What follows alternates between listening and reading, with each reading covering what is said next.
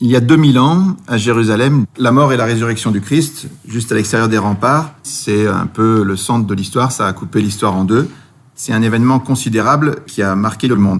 Et juste après la mort du Christ, il a été enseveli dans un linceul. Les 4 évangiles en parlent. Et ce linceul est peut-être celui qu'on vous présente ici, qu'on appelle le linceul de Turin. Et la thèse qu'on va défendre dans cette présentation, c'est qu'aujourd'hui, on peut conclure que cette image imprimée sur le linceul ne peut s'expliquer autrement que par la résurrection du Christ. Alors, en général, dans notre monde qui est assez relativiste, assez agnostique, on n'aime pas conclure. On aime mieux rester en disant « on ne sait pas, c'est un grand mystère, on n'a pas d'explication ». Mais je ne pense pas que ce soit la position la plus raisonnable, parce que dans certains cas, effectivement, on peut garder une position en disant « on ne sait pas ». Mais il y a d'autres cas où on sait, et il faut être capable de discerner ces cas-là des autres. Souvent, dans l'esprit des gens, quand vous abordez une question comme ça, soit c'est blanc, soit c'est noir, tout le reste est gris. Soit c'est sûr et certain à 100%, soit c'est sûr et certain à 0%, et tout le reste est indéterminé. Soit c'est oui, soit c'est non, et tout le reste c'est peut-être. Et comme beaucoup de questions ne peuvent pas être un oui absolu ou un non absolu, on a tendance à mettre tout dans la catégorie des peut-être. Mais en fait, aujourd'hui, il y a une nuance qu'il faut apporter parce qu'on a pu réfléchir davantage sur les probabilités. On sait estimer des choses qui sont infiniment improbables ou infiniment probables. Et vous savez que quand on commence à manipuler les puissances de 10, il n'y a aucune grandeur dans l'univers physique qui dépasse 10 puissance 100. Donc quand on atteint des 10 puissances énormes à cause des probabilités, on peut dire que c'est quasiment zéro. On peut affirmer qu'on est dans une probabilité nulle. Donc je pense que dans le cas du linceul, on va se rapprocher de ces choses-là. Le mot des probabilités, on l'utilisera souvent. On utilisera aussi le mot souvent de singularité pour montrer à quel point ce linge est unique et singulier. Voilà. Donc, après des décennies d'études scientifiques, sur cet objet qui est maintenant le plus étudié au monde, il y a eu 500 000 heures de sciences de haut niveau pour étudier le linceul, ce qui est unique au monde. En fait, ce linceul pose une question. Est-ce que Dieu a voulu nous laisser une preuve matérielle qui témoigne de la réalité de la passion et de la résurrection du Christ? Un objet matériel qu'on ne peut pas expliquer autrement que par la réalité de la passion et de la résurrection du Christ. Alors, quand on pose la question ainsi, en général, les réactions sont irrationnelles. Il y a des gens qui vous disent « c'est pas possible, Dieu peut pas faire ça, notre liberté en souffrirait, la foi c'est pas ça, la foi il faut croire et se jeter dans le vide ». Alors, je crois que sur tout ça, on a une deuxième rectification à apporter, c'est que la foi catholique, on se trompe souvent sur ce que c'est. Déjà, le Concile Vatican I a affirmé clairement qu'on pouvait accéder à la connaissance de Dieu par la raison naturelle seule. Ensuite, si vous regardez l'Évangile, vous voyez que dans la lettre de Jacques, il dit que vous croyez en Dieu, très bien, les démons aussi croient en Dieu et ils brûlent. Donc, le fait de croire en Dieu, c'est pas la foi. Les démons savent qu'il y a un seul Dieu, mais ils n'ont pas la foi. La foi, c'est autre chose. Ce que je veux dire, c'est que c'est pas parce qu'on a la preuve de Dieu que notre liberté et notre foi ne sont pas possibles. Dans l'Évangile de Jean, c'est très curieux. Jésus est toujours combattu par les pharisiens, les scribes, tout ça. Mais quand il ressuscite Lazare, c'est un homme qui est mort depuis 3 jours, qui commence à pourrir et tout ça, et Jésus le ressuscite, donc c'est une preuve matérielle absolue qui est donnée, c'est une vraie preuve. Et ce jour-là, les Juifs décident de le tuer. Donc ça veut dire que par rapport à n'importe quelle preuve, même si les preuves sont vraies et valables, on garde sa liberté et on doit faire un acte de foi. Par exemple, quand Jésus, après la résurrection, apparaît à ses disciples, Thomas n'est pas là, il vient 8 jours après, et il dit « je veux mettre la main dans son côté, je veux le toucher » et tout ça. Donc il le fait, le Christ lui accorde, et à la fin, Jésus lui dit « cesse d'être incrédule, sois croyant ». Alors, en face d'une preuve pareille, il y a plus, là c'est la preuve totale, quand on touche le Christ ressuscité après qu'il soit mort, on pourrait se dire la foi n'existe plus. Non, c'est pas ça. Le Christ demande à Thomas d'être croyant quand même. Ça veut dire que la foi, c'est pas la connaissance. La foi, c'est une adhésion de notre liberté. On peut la refuser même en face de preuves qui sont des véritables preuves, comme Thomas ou comme Lazare. Le linceul fait partie de ces preuves qui sont devant nous et qu'on peut refuser, mais qui ont quand même un caractère de preuve. Si vous êtes Sherlock Holmes ou si vous êtes Colombo, entre 2 thèses, vous allez essayer de mener une enquête en regardant ce qui marche et ce qui marche pas. Donc, cette enquête, avant 1988, toutes les conclusions de toutes les études scientifiques réalisées dans tous les domaines convergeaient en faveur de l'authenticité du linceul. Et puis, en 1988, il y a le test au carbone 14 qui a conclu différemment en disant que c'était un linge du Moyen-Âge. Il y a une datation, on peut la contester de pas mal de manières, mais en tout cas, ça aboutissait à cette conclusion. Donc aujourd'hui, en fait, vous avez 2 thèses. Il y a une première thèse qui est que c'est bien le linceul du Christ, c'est-à-dire que selon cette thèse, on voit la vraie passion du Christ sur ce linge, il y a le flash de la résurrection à imprimer l'image, les chrétiens conservent cette relique de manière très forte, très précieuse depuis l'origine, et le mystère du linceul est dévoilé aujourd'hui, ce qui n'est pas du tout illogique, parce qu'on est dans un moment où la foi est complètement attaquée de manière assez spéciale, donc qu'il y ait des secours un peu spéciaux qui soient donnés au peuple de Dieu, c'est pas étonnant. Le linceul a commencé vraiment une nouvelle vie avec la photographie qui a été faite fin du 19e siècle. Donc cette thèse est assez logique en elle-même. Il y a une deuxième thèse qui est que c'est l'œuvre d'un faussaire ou que ça s'est fait tout seul vers le Moyen-Âge, qui a donc eu une imitation des éléments de la Passion, que l'image a été produite par un procédé qu'on ignore encore aujourd'hui. On a fait passer ce linge pour une relique à partir de 1453 ou un peu avant. Et la science arrivera un jour à expliquer tout cela. Cette thèse a aussi une certaine logique, mais il va falloir qu'on tranche entre les deux. Donc, pour mener l'enquête, on va parcourir un peu l'histoire du linceul d'abord, ensuite les études scientifiques, leurs conclusions, et puis la correspondance étonnante de ce linge avec tous les détails de la Passion.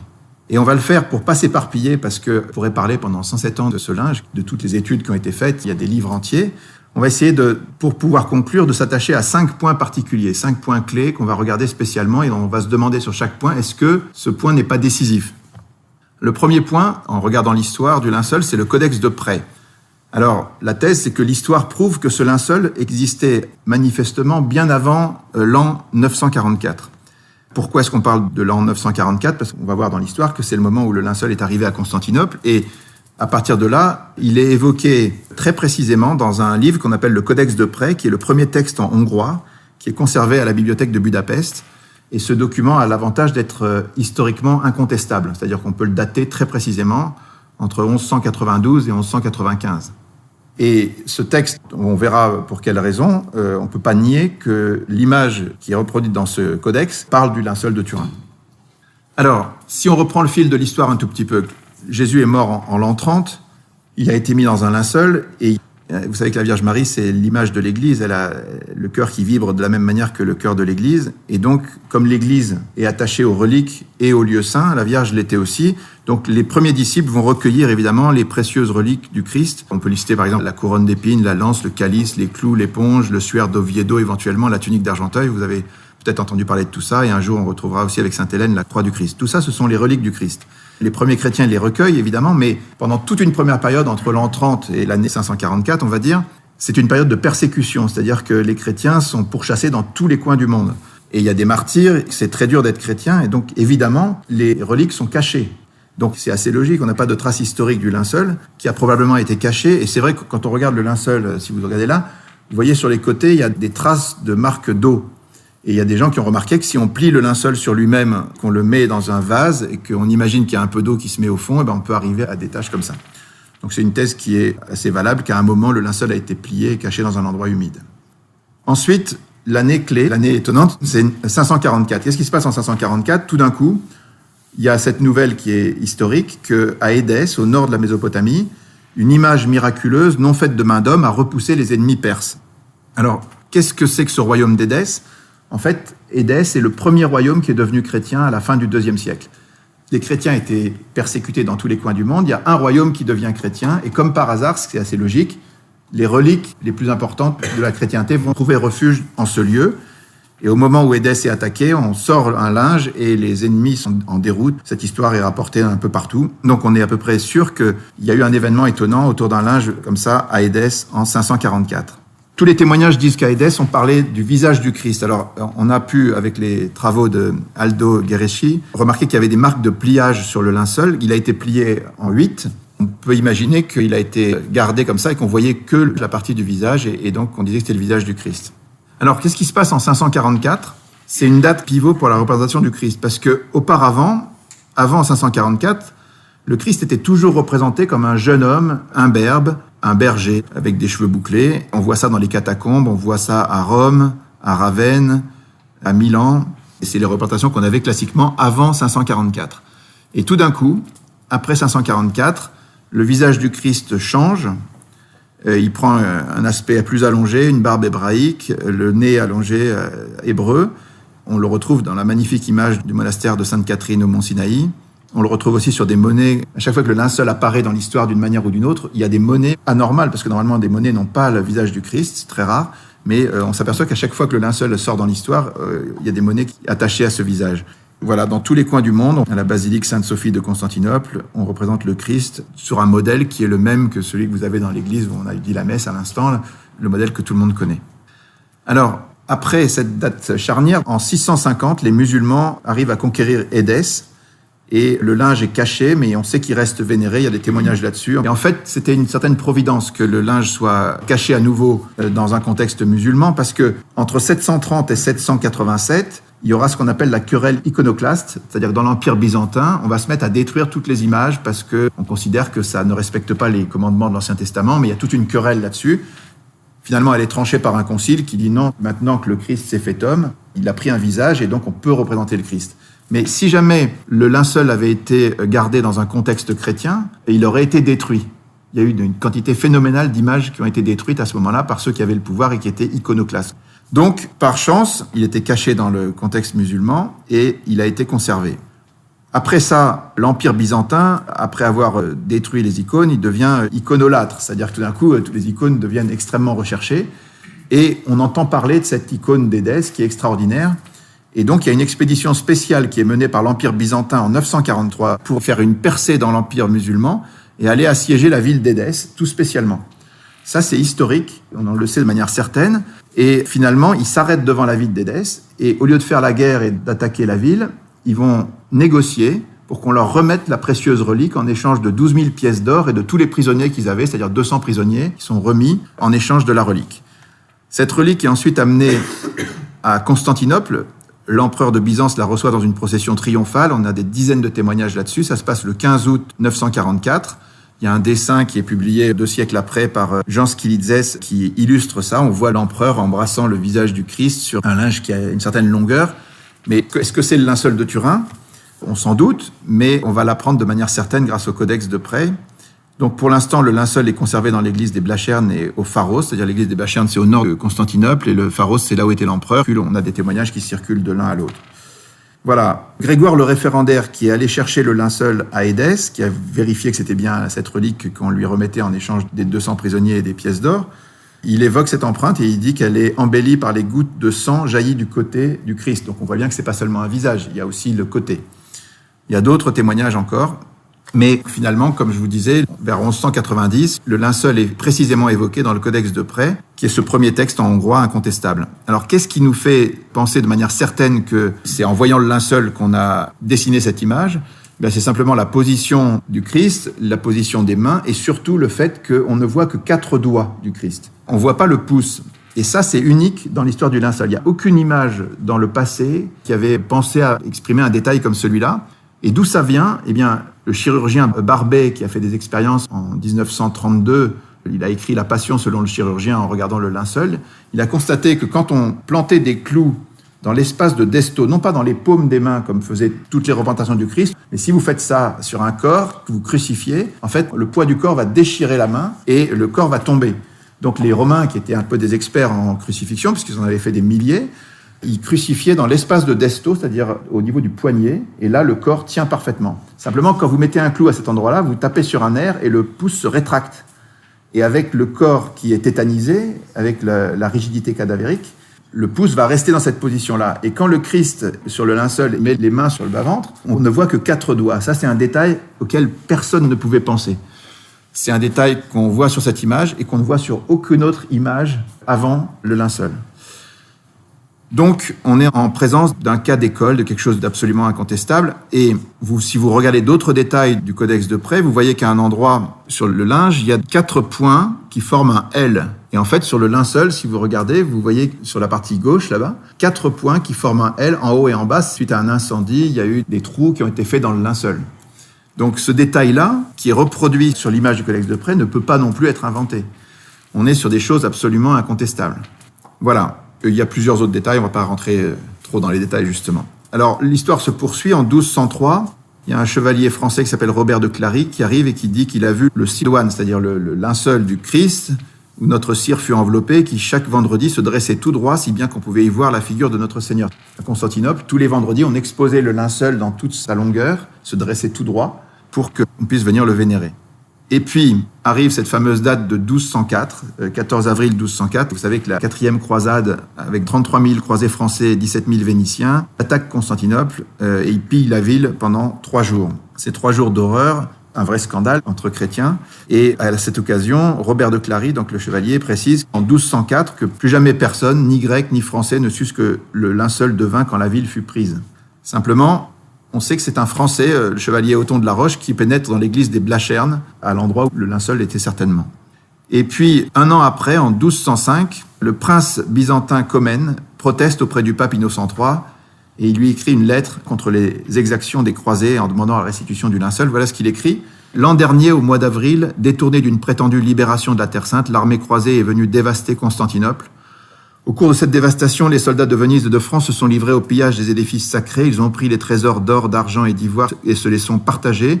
Aux Vénitiens, les reliques des saints, aux Français, ce qu'il y avait de plus sacré parmi ces dernières, le linceul où fut enveloppé après sa mort et avant sa résurrection notre Seigneur Jésus-Christ. » C'est une lettre officielle du prince Comnène, et il précise un peu plus loin « Le vol de si nombreuses choses sacrées va contre le droit des hommes et les lois de Dieu.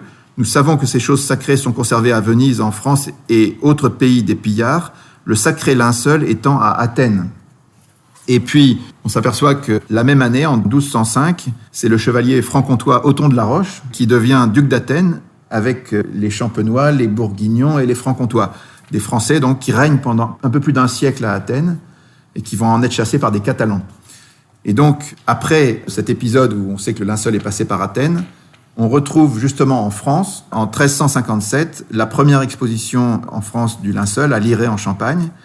Et à l'issue de cette exposition, le linge est récupéré à partir de 453 par la Maison de Savoie, qui le garde jusqu'en 1983 et qui le cède au Vatican. Voilà, donc on connaît très très bien l'histoire qui s'est passée en France, mais on connaît aussi très très bien toute l'histoire avant. Et on revient sur ce point, le Codex de Près témoigne de manière incontestable qu'il s'agissait bien du linceul, et on peut le retracer donc jusqu'à Édesse.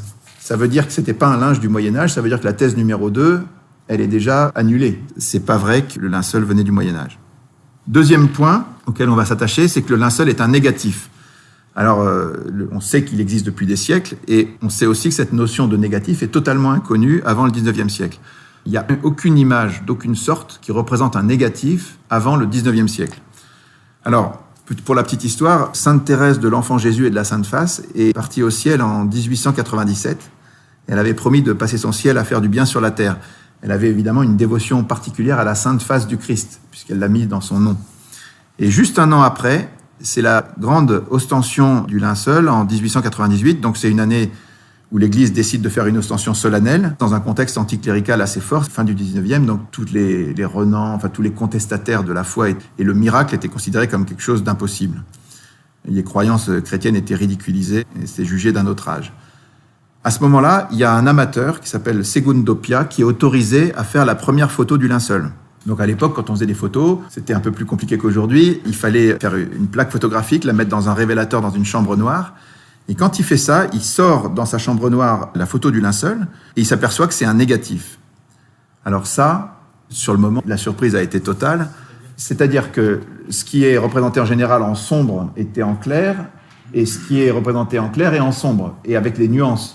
Vous voyez, un négatif photographique, vous savez plus ce que c'est parce que vous prenez des photos maintenant avec des appareils numériques. Mais à l'époque, quand la photo a été inventée, en 1826, par Nicéphore Niepce, qui a réalisé la première photo, vous la voyez ici, c'est la photo de sa maison. C'était donc un procédé par lequel on appliquait sur une vitre avec du sel d'argent, il y avait une lentille et l'image extérieure imprimée en quelques secondes sur la plaque de verre et changeait le sel d'argent, les couleurs du sel d'argent. Et on l'a fixée, cette image, et ensuite on l'avait en négatif, c'est-à-dire que ce qui était lumineux était devenu sombre et ce qui était sombre était devenu lumineux. Et ce négatif-là, on a passé 30 ans à se demander comment on allait faire pour le changer et en faire un positif. Et c'est finalement dans les années 1860 qu'on a réussi à faire un deuxième transfert qui permettait d'arriver à un positif. Donc vous voyez que c'est pas facile, c'est une notion qui est compliquée, et personne ne l'avait imaginé, personne ne l'avait conçu avant le 19e siècle. Or, le linceul est conservé et connu depuis longtemps, et il avait ce caractère d'image négative. Alors, quand Segundo Pia sort cette image, il montre ce visage qui est quand même très frappant, et ça fait l'effet d'une bombe. C'est-à-dire, pour la première fois, on voit un visage, mais on se dit, mais qu'est-ce que c'est que cette chose ? Est-ce que c'est le visage du Christ ? Et on commence par l'accuser de mensonge. On dit, c'est un menteur, il a trafiqué l'image, c'est pas la vraie. Alors, comme le linceul était à nouveau caché, puisqu'on le protège de manière extrêmement forte, c'est seulement dans les années 1930 qu'une deuxième photo du linceul sera faite, et qu'elle permettra de montrer, avec des huissiers, des experts, lors d'une ostension, démontrera que Pia n'avait pas menti. Mais sur le moment, tout le monde lui tombe dessus et on dit « mais c'est pas possible, c'est pas vrai ». Et il y a à ce moment-là des Français, le professeur Yves Delage, qui est un agnostique anticlérical, et son assistant Paul Vignon, qui veulent démasquer la supercherie et qui se mettent à analyser les photos de Segundo Pia. Et finalement, après analyse, ils sont complètement retournés. Et ils vont faire une synthèse qui va être présentée à l'Académie des sciences en 1902.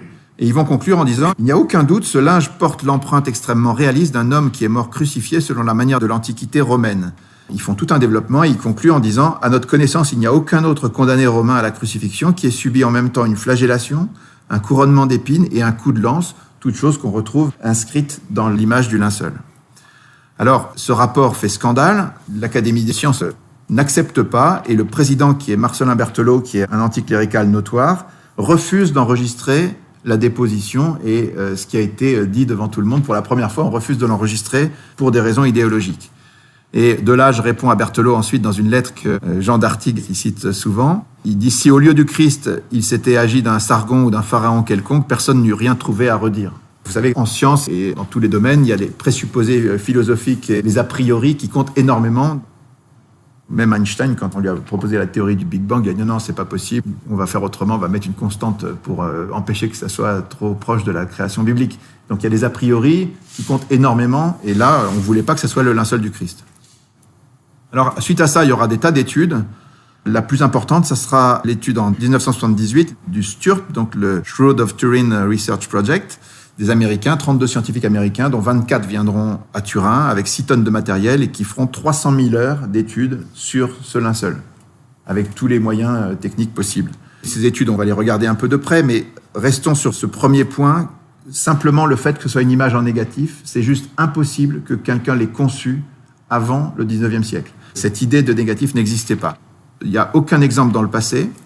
Au Moyen-Âge, la notion était inconcevable pour l'époque. Deuxième point, c'était inutile, parce que ça donnait un résultat assez médiocre, flou, disgracieux. Et pourquoi créer un négatif illisible alors que l'image aurait pu être faite directement en positif, comme sur tous les faux linceuls connus au Moyen-Âge. Et puis, troisième point, il y a quantité de détails qui sont à peine perceptibles à l'œil nu. Si vous vous rapprochez du linceul, vous voyez presque rien. Des choses qu'on peut appréhender avec des procédés photographiques très puissants, des procédés modernes. Et ces choses-là existent sur le linceul, il n'y avait aucune raison de les créer alors qu'on ne les voyait pas. Si jamais il y avait eu un faussaire, il aurait fallu qu'il travaille non pour ses contemporains, mais pour le XXe siècle. Globalement, c'est impossible. On peut s'arrêter sur ce deuxième point. À lui tout seul, il montre que le linceul ne pouvait pas être autre chose qu'authentique. Voilà un premier point sur la matière du linceul. Troisième point, ce linge est une sorte d'exposition de l'évangile de la Passion. On recense 18 détails inconnus au Moyen-Âge qui rendent l'image inconcevable aussi à cette époque. Toutes les études qui succèdent pendant un siècle vont conclure, donc comme on avait dit, de manière concordante, et c'est l'objet le plus étudié au monde. Alors d'abord, si on regarde le tissu lui-même, c'est un linge de 4,40 mètres par 1,10 mètre, qui est constitué d'un lin pur et tissé en chevron, c'est-à-dire un procédé de tissage qui était connu au Moyen-Orient au temps de Jésus. Et le lin pur avec un peu de coton, sans aucune trace de laine, ça correspond aux règles des métiers à tisser juifs. Pourquoi ? Parce qu'il y avait 2 textes de la Bible, dans le Lévitique et dans le Deutéronome, qui disaient qu'on ne devait pas porter sur soi un vêtement mêlé de 2 fibres différentes. Donc il fallait bien séparer la laine et le lin. Les métiers à tisser juifs avaient cette particularité, alors que dans tous les autres cas, il y avait toujours des petits bouts qui traînaient, on aurait trouvé un peu de lin ou un peu de coton. Chez les juifs, les choses étaient totalement séparées. Donc dans le linceul, on ne trouve pas de laine. C'est un deuxième point intéressant. Troisième point qui plaide pour l'authenticité, la nudité complète du corps. Jusqu'au Moyen-Âge, même quand on parle du linceul, on le rhabille. Donc que le corps soit entièrement nu, c'était pas du tout dans les mœurs. Il y a des gravures du linceul où on représente le linceul avec habillé pour éviter le nu. Donc ce point-là est intéressant aussi. Quatrième point très frappant, l'homme qui est sur le linceul a été violemment flagellé. On voit 120 traces de coups avec ce qu'on appelle le flagrum romain. Ce sont des petites haltères avec une double bille qui sont caractéristiques des fouets romains. Et si vous regardez bien dans le détail du dos du Christ sur le linceul, à chaque fois vous avez des petits couples comme ça qui correspondent à ces petites haltères avec lesquelles on l'a fouetté. Ça, c'était aussi très très dur à inventer pour des gens qui vivraient au Moyen-Âge. Et on voit bien qu'il a été fouetté par un frappeur à gauche et un frappeur à droite. En double éventail, comme on dit, il était pendu comme ça, comme on le voit sur cette image. Et les 2 frappaient de chaque côté, les coups se sont distribués comme s'il y avait vraiment 2 frappeurs. Donc ça, c'est des choses aussi très difficiles à inventer. 5e point, sur la tête, on voit de multiples traces de saignement causées par des épines qui ont percé le cuir chevelu. Alors, Jean d'Artigues insiste en disant, si on refait le fil de l'histoire, c'est évident. Sur le moment, quand les soldats ont improvisé la couronne d'épines du Christ, ils ont pris le premier buisson à côté, ils sont un peu piqué les mains, mais ils ont fait une sorte de couronne et ils ont cerclé ça avec quelque chose. Donc la couronne du Christ que Saint Louis a acheté si cher pour la garder à Paris, dans la Sainte-Chapelle, en fait, c'est surtout la partie qui entourait les épines. Voilà, donc cette logique qu'on déduit des évangiles, on la retrouve sur le linceul de Turin avec une couronne d'épines qui a percé le cuir chevelu du Christ, en bonnet et non pas de manière circulaire. Ensuite, il y a le coup de lance. Cet homme a reçu, après sa mort, on peut le prouver, un coup de lance sur le côté qui a percé le péricarde. Il y a eu des écoulements de sang qu'on peut voir sur le linceul. Et il y a eu aussi du sérum parce qu'on a fait de la spectrographie, c'est-à-dire qu'on a envoyé une lumière sur le linceul et on s'est aperçu avec la lumière qui a été réfléchie qu'il y avait des traces de sérum humain sur cette partie du Christ. Donc quand l'évangile dit qu'il va sortir du sang et de l'eau, on est pile dedans. C'est un détail aussi qu'on aurait vraiment du mal à inventer au Moyen-Âge. Au niveau du visage, on voit des coups violents, on voit le cartilage nasal qui a été dévié, des tuméfactions sur le nez et sur la joue, quelqu'un qui a subi des coups. C'est un 7e point.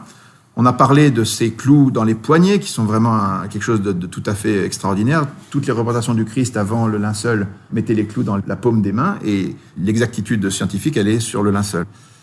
Voilà. Il y avait aussi plusieurs études sur les pollens. Alors elles sont contestées parce qu'il n'y a pas eu de publication scientifique sérieuse. Jean d'Artic disait que la raison, c'était que quand les gens ont fait les recherches sur les pollens, ils ont appliqué des cols pour pouvoir extraire les pollens du linge et les cols déforment les pollens, donc c'est difficile à publier.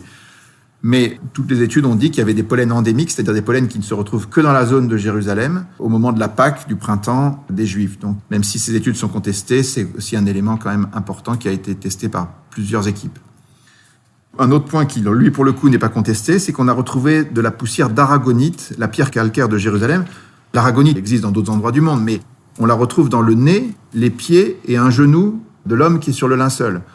Donc, dans l'hypothèse du Christ, ça colle parfaitement. Il est tombé dans sa passion, il a tapé sur le sol et qu'on retrouve des petits fragments de la poussière d'aragonite, ça se justifie complètement. Et si jamais quelqu'un devait créer un linceul au Moyen-Âge en France, jamais il penserait à mettre des petits cristaux d'aragonite de la pierre de Jérusalem pour tromper son monde. Enfin, c'est juste impossible. 11e point, il y a eu un contact réel d'un corps humain avec du sang, de la sueur, du sérum, mais aucune trace de putréfaction, qui en général vient avant 30 heures. Pas toujours, il y a des corps conservés miraculeux dans l'Église catholique, mais en général, entre 30 et 40 heures, vous avez déjà des traces de putréfaction, il n'y en a aucune sur le linceul. Donc le corps n'est pas resté longtemps en contact avec le linceul a priori. Ensuite, si vous regardez bien au niveau des traces de sang, vous voyez que d'abord, l'image qui a été produite sur le linceul, qui représente le corps, elle n'imprime pas en dessous des taches de sang. Donc les taches de sang existaient avant la production de l'image. Mais surtout, quand vous collez un corps humain, le sang coagule très très vite. Et ensuite, quand vous arrachez le corps, vous arrachez une petite partie des parties microscopiques des fibres. C'est obligatoire.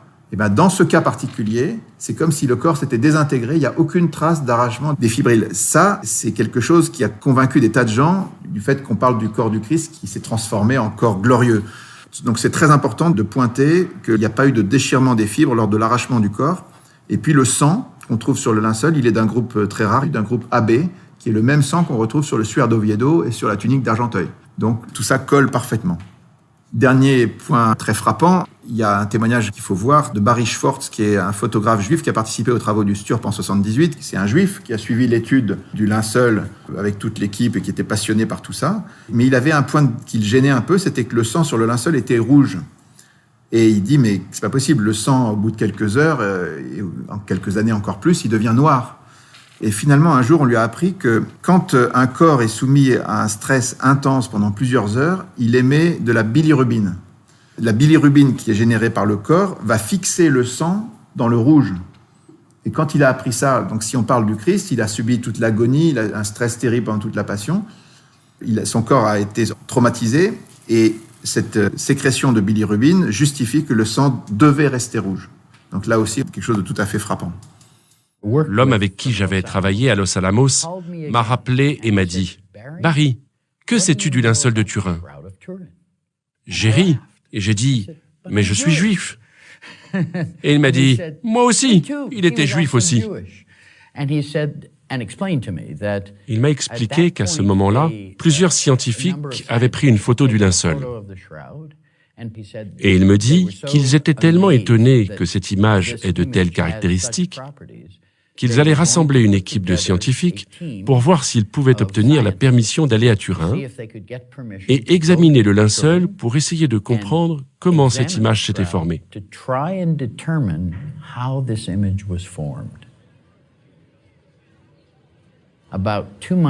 2 mois environ après le début du projet, je me souviens avoir dit à l'un de mes collègues, « Qu'est-ce qu'un jeune homme juif comme moi fait ici ?»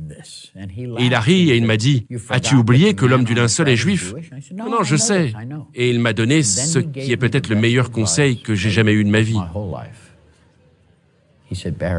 Barry, va à Turin et fais le meilleur travail que tu peux. Dieu ne nous explique pas son projet à l'avance, mais un jour, tu sauras. C'était un conseil génial, et cela m'a fait rester dans l'équipe. J'allais démissionner. Mais à cause de ces paroles, de Dieu peut-être à travers ses lèvres, je suis resté dans l'équipe. La chose qui m'a empêché d'accepter que le linceul est authentique durant des années, 18 ans, c'est que le sang sur le linceul est encore rouge. Le sang ancien doit être noir ou marron. Personne n'a pu expliquer pendant 18 ans pourquoi le sang sur le linceul est resté rouge. Et en 1995, dans une conversation téléphonique avec le docteur Adler, un chimiste juif qui a prouvé que le sang sur le linceul est vraiment du sang, nous étions en conversation au téléphone. Et là, il m'a dit quelque chose dont je n'avais jamais entendu parler. Quand quelqu'un est torturé sur une longue période de temps, 24 ou 36 heures, à peu près la durée pendant laquelle Jésus a été torturé, le corps entre en état de choc. Jésus n'a pas reçu d'eau, il a été flagellé. Donc il est entré en choc anaphylactique. Après quelque temps, dans ce genre de choc, les parois des cellules rouges du sang commencent à se décomposer. Et le foie répand dans le corps, dans le sang, une enzyme qui s'appelle la bilirubine. Et quand cela arrive, le sang reste rouge pour toujours. Et quand j'ai découvert cela, c'était la dernière pièce du puzzle. Et cela m'a donné la conviction que le linceul est authentique, parce que ça m'a donné une réponse scientifique et crédible à la dernière question que j'avais. Voilà, tous les détails de la Passion se retrouvent sur le linceul du Christ. Et puis, on arrive à un 4e point qui est absolument frappant. Essayer de comprendre comment cette image s'est imprimée, par quel rayonnement l'image s'est imprimée sur le linceul. Alors, on peut être sûr que l'image ne s'est pas imprimée par contact, parce que si vous mettez de la peinture sur un visage et que vous imprimez un linge et que vous enlevez ensuite le linge, vous verrez que le visage est déformé. Or, le visage du Christ, c'est un visage qui n'est pas déformé. C'est pas non plus par peinture, c'est une certitude pour plein de raisons. Il y a une absence totale de pigments, il n'y a pas de collagène. Et puis, on peut dire aussi que l'image qui est imprimée sur le linge, elle a été étudiée par les spécialistes. Le linge est très très fin, il fait 0,3 mm.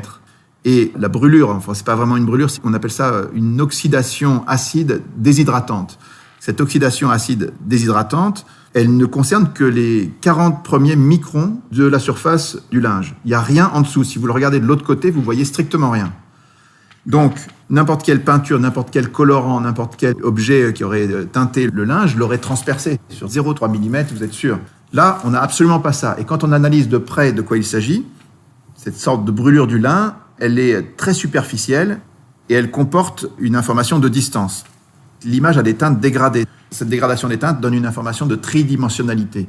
En regardant si c'est plus ou moins dense, les brûlures des fibres, on va pouvoir reconstituer une image en 3D du linceul. Il y a Thierry Castetz qui a fait une image 3D que vous voyez sur la gauche, et puis Soons qui a fait un hologramme qui tourne et qui donne un aspect vivant au visage. Ça, on peut le faire simplement parce qu'il y a des parties plus brûlées que d'autres. Et donc, si on interprète cette brûlure en lui donnant une valeur de distance, on reconstitue le visage du Christ.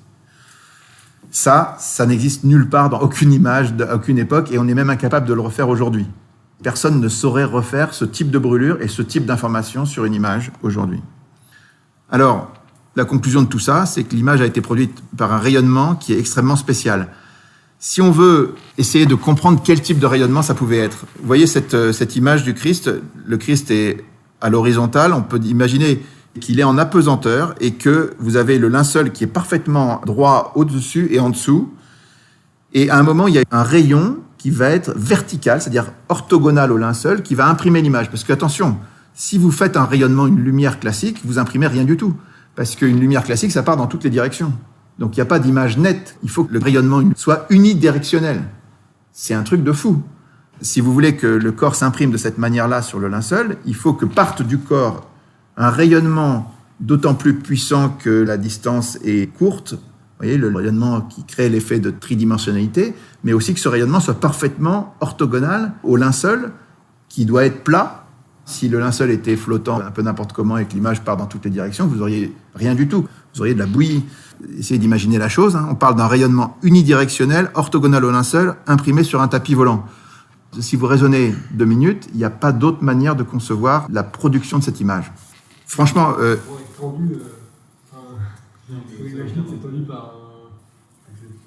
Oui, ça pourrait être tendu par autre chose. Ok, mais il faut qu'il soit bien plat. Et non, le truc le plus dingue, c'est que si jamais tu mets une bougie près d'un linge ou une très forte lumière, tu vas avoir un gradient de brûlure, mais pas une brûlure comme ça. Donc c'est ça qui est fou. C'est pas tellement la pesanteur et tout. Ce qui est fou, c'est le rayonnement directionnel. Parce qu'il n'y a pas d'autre explication pour faire une image nette. Voilà. Alors au milieu de tous ces éléments concordants qui viennent de différents domaines d'études, la datation au carbone 14 a posé une date différente en disant ça peut être entre 1238 et 1430. Voilà la conclusion de la science, entre guillemets. J'aime bien le point d'exclamation après. La science qui est censée être neutre, elle date le linge du Moyen-Âge, elle met un point d'exclamation. Bon. Mais si vous réfléchissez 2 secondes, il y a eu forcément un rayonnement sur le linceul. Le père Rinaudot a donné l'explication la plus sensée. Il a dit ce rayonnement, quand on a essayé de faire d'autres expériences pour essayer de s'approcher de cet effet sur le linceul, il s'est aperçu que quand on bombardait le linceul par l'éclatement de particules de deutérium, avec des protons et des neutrons, ça donnait ce type d'oxydation acide déshydratante très proche de celle du linceul. Et donc, voilà, on a un petit modèle du genre d'effet qu'on peut atteindre. Mais quand vous faites un bombardement avec un rayonnement comme ça, vous allez changer le taux de carbone 14. Parce que, justement, les protons et les neutrons vont changer le taux de carbone 14 et vous rajeunissez le tissu. Donc, en fait, il y a une explication qui est tout à fait cohérente, c'est qu'il y a eu un rayonnement de type inconnu en l'an 30 et que ce rayonnement a perturbé le taux de carbone 14 sur le linceul. 5e et dernier point, la singularité absolue. En fait, cet objet, on a bien vu, il est unique et non reproductible de 1000 manières. Comment expliquer qu'il n'y ait aucun autre objet de ce type, qu'on s'en rapproche en rien? Il n'y a aucune image qui reprend même 2 ou 3 aspects de cette image unique au monde. Alors, le raisonnement est très simple. Si cette image pouvait venir de causes naturelles communes, il y aurait d'autres cas semblables. Le fait que l'image ait été provoquée par la résurrection du Christ est la seule réponse cohérente parce que si vous avez un événement absolument singulier comme la résurrection du Christ, c'est normal que ça produise un effet absolument singulier comme cette image. Vous avez une singularité qui répond à une autre singularité. Si par contre, vous excluez la résurrection du Christ et vous voulez que ce soit une cause naturelle ou une cause humaine, il n'y a aucune raison qu'il n'y en ait pas eu d'autre. Vous voyez, il y a une bijection entre la singularité du linge et la singularité de l'événement de la résurrection. Bien. Voilà. Alors, si on essaie d'être honnête dans le raisonnement, chacun de ces points clés dont on a parlé permet de conclure. On peut essayer de résumer tout ça dans un arbre logique. Si vous considérez le linceul de Turin, soit il a été fait par quelqu'un, soit personne ne l'a fait. S'il a été fait par quelqu'un, on sait que c'est forcément au Moyen-Âge ou avant le Moyen-Âge. Or, c'est impossible parce qu'il y a 18 détails qui étaient absolument inconcevables, inconnus au Moyen-Âge. L'image ne pouvait pas être conçue de cette manière-là. On parle du négatif, du tissage, des clous, de la forme des plaies, du sang, du pollen, des calcaires, tout ça. Donc cet objet est vraiment inconcevable au Moyen-Âge, hypothèse impossible. Donc il s'est fait tout seul. Alors soit il s'est fait par rayonnement, soit il s'est fait par contact avec un corps. On a vu que le contact avec un corps, c'était impossible parce qu'il n'y avait pas de déformation de l'image. Donc c'est un rayonnement, on en est sûr, mais c'est un rayonnement, comme on a dit, très spécial. Il est orthogonal et non diffus, il procède d'une oxydation déshydratante acide, il y a un effet qui n'est que superficiel et il recèle une information de distance. Et tout ça suppose un corps en apesanteur avec le linceul autour. Tout ça, c'est strictement impossible à reproduire à ce jour. La science d'aujourd'hui, du XXIe siècle, ne saurait pas refaire une image comme ça. Donc, on peut se dire, ce rayonnement, est-ce qu'il a pu être produit par une cause naturelle ou est-ce qu'il est produit par une cause surnaturelle? La cause naturelle, franchement, elle est très improbable parce que le mécanisme est inexplicable. Il n'y a aucun autre exemple et il y a cette singularité absolue. Si une cause naturelle produisait ce type d'image, les mêmes causes produisant les mêmes effets, dans d'autres situations, on aurait produit des images au moins un peu semblables, un peu comparables. On n'a rien. Donc cette solution est aussi à exclure. Donc en fait, on n'arrive qu'à la seule solution possible, la cause surnaturelle. C'est la seule explication cohérente. Donc on parle d'une image produite par le flash de la résurrection, le corps du Christ avec l'intégralité de l'évangile de la Passion, parfaitement logique, une cause singulière qui explique un effet singulier. Voilà, on est dans quelque chose d'extrêmement logique. Donc en conclusion, à lui tout seul, ce linceul devrait changer le monde. C'est-à-dire que vous présentez la preuve matérielle. Et en gros, vous pouvez dire que l'athéisme est faux. Et alors l'islam en particulier, parce que l'islam dit que le Christ n'a pas été crucifié. Petite parenthèse sur l'islam, c'est quand même étonnant. L'islam dit que les chrétiens vont aller en enfer parce qu'ils croient que Jésus est ressuscité. Bref, ils associent à Dieu ce qu'il ne faut pas associer. Mais dans la vision de l'islam, c'est Dieu qui a substitué au Christ un sosie. Donc Dieu a trompé les chrétiens, en fait, en quelque sorte, et il va leur reprocher ensuite de croire que c'était vraiment Jésus alors que c'est lui qui l'a choisi. Donc, bref. Donc, dans l'islam, on dit que Jésus n'a pas été crucifié, donc si cela est Jésus crucifié, ça ne marche pas. Donc, la foi chrétienne est vraie, et quand on relit la Passion, on est touché aussi, parce que le Christ nous a aimés au-delà de tout ce qui est imaginable. Donc voilà, si on devait s'en tenir à un raisonnement rationnel, on devrait conclure qu'on doit se convertir, que le Christ est vraiment... Oui. Mais la question, c'est que, en fait, moi, c'est quelque chose que j'ai découvert dans le temps, parce que quand j'étais jeune, comme vous, je pensais que les gens étaient raisonnables, je pensais qu'on était tous raisonnables, et que c'était la raison d'abord, et qu'en fait, derrière ça, on suivait notre raison, on était des êtres raisonnables. Et bien, en fait, plus ça va, plus je pense qu'on n'est pas du tout des êtres raisonnables. C'est que la plupart des raisonnements se font sur le sentiment, les intérêts, et en fait... avouer que Dieu existe, avouer que le Christ est vraiment Dieu incarné, mort, ressuscité, ça gêne beaucoup de gens parce qu'ils ont l'impression qu'ils vont y perdre leur autonomie, leur liberté, ça remet en cause leur vie, donc ils préfèrent renier tout ça. Voilà un peu. Mais soyons rassurés, nous les chrétiens, on peut penser que la raison est avec nous et que le linceul est le vrai linceul du Christ. Voilà ce que je pense. Je vous remercie.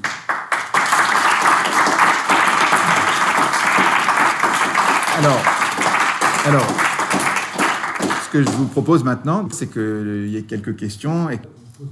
Qu'est-ce qu'on appelle une preuve dans le langage courant ? Qu'est-ce que cherchent Colombo et Sherlock Holmes quand ils font une enquête ? Il y a deux thèses. Il est coupable, il n'est pas coupable. Il était avec le chandelier, il a des traces d'ADN sur le truc et tout. Donc pour moi, c'est des preuves que c'était lui. Une preuve, c'est ce qui invalide une thèse et ce qui rend l'autre valide. Quand vous faites une enquête policière, vous cherchez des preuves et à la fin, il faut bien à la maman poser un diagnostic, poser une conclusion. Vous le faites à partir d'éléments matériels. Et à un moment, vous dites, là, cette thèse, elle est invalide parce que cet élément-là la rend invalidée. Moi, je dis que la thèse du Moyen-Âge, elle est invalide par le codex de prêt, absolument clair. Elle est invalide par les 18 détails qu'il y a sur le linceul. Elle est invalide par l'idée du négatif et elle est invalide par l'idée de la singularité de ce linge. Voilà. Chacun de ces éléments, à lui tout seul, il suffit à déblayer le terrain. Donc, bon. Et ce que je dis simplement, c'est que les preuves ne sont jamais contraignantes. Vous pouvez faire ressusciter Lazare, les Juifs disent si Jésus a fait ça, on va le tuer. Donc ces preuves n'empêchent pas la liberté. Une preuve vous laisse entièrement libre. Après, vous en faites ce que vous voulez, mais ça reste une preuve. Une preuve, c'est une croyance. Pardon ? Si on a une preuve de l'existence de quelque chose, c'est pas... Mais attendez, c'est bien ce que je dis avec l'exemple de Thomas. Thomas, il met sa main dans le côté du Christ, il dit si je mets pas ma main dans son côté, si je mets pas mon doigt dans son côté, ma main dans ses trous, des plaies, je ne croirai pas. Ok, Jésus se montre. Et Jésus lui dit pas, maintenant, tu n'as plus besoin de croire puisque tu m'as vu. Non, il lui dit, cesse d'être incrédule, sois croyant. C'est hallucinant comme phrase. Ça veut dire qu'il lui donne une preuve totale qu'il est ressuscité 8 jours après l'avoir vu entièrement mort. Et il lui dit pas, tu n'as plus besoin de la foi. Il dit non, je te demande la foi. Parce que la foi, c'est pas une affaire de connaissance. La foi, ça concerne une adhésion. Il faut le vouloir. Et encore une fois, comme dit Saint Jacques, les démons, ils savent qu'il y a un seul Dieu, mais ils n'ont pas la foi parce qu'ils brûlent. Un jour ou l'autre, on sera tous en face de Dieu, on saura tous que Dieu existe. Mais par contre, il y aura ceux qui, par leur volonté, adhéreront à Dieu et ceux qui diront, on n'en veut pas. On reste libre. La foi, c'est pas une affaire de connaissance. Jésus, il n'a pas dit aux gens, prenez un crayon, il y a un seul Dieu, 3 personnes, tac, tac, tac, il vous fait le catéchisme, ok, je sais tout, c'est bon, j'ai la foi. Non, mais il voulait qu'on le cherche. Il cherche une adhésion, en fait, il cherche qu'on l'aime. Donc la foi, c'est à ce niveau-là. Pas le même niveau que la connaissance. On peut faire l'analyse de 1000 points. Il y a eu, comme je vous dis, il y a eu 500 000 heures de travail là-dessus et tout concorde. Ce que je veux simplement dire, c'est, à la fin, la grande question, c'est qu'est-ce qu'on conclut ? Qu'est-ce qu'on fait de ce cadeau ? Parce qu'en fait, c'est un cadeau de Dieu. Qu'est-ce qu'on en fait ? Est-ce qu'on conclut en disant « Ah ben, c'est très très mystérieux, on ne sait pas, on verra un jour et peut-être que, voilà, on ne dit rien » Est-ce que c'est ça la bonne attitude ? Ou est-ce qu'en face de cette accumulation de preuves ou de signes qu'on nous a donnés, est-ce qu'on dit « non ». La probabilité que ce ne soit pas le linceul, elle est égale à 0 pointé, quoi. Et donc, on a un élément qui nous donne une preuve matérielle de la résurrection du Christ et de sa mort sur la croix, comme les évangiles en parlent. Moi, je trouve que c'est très important. C'est là-dessus que doit s'exercer le discernement, c'est-à-dire, Est-ce qu'on conclut ou est-ce qu'on fait toute cette étude? On a une attitude incohérente en disant, comme d'habitude, on est agnostique, comme d'habitude, tout est relatif. Non, il y a des trucs, à un moment, on a passé le stade de peu conclure. Merci. Voilà. Merci à vous.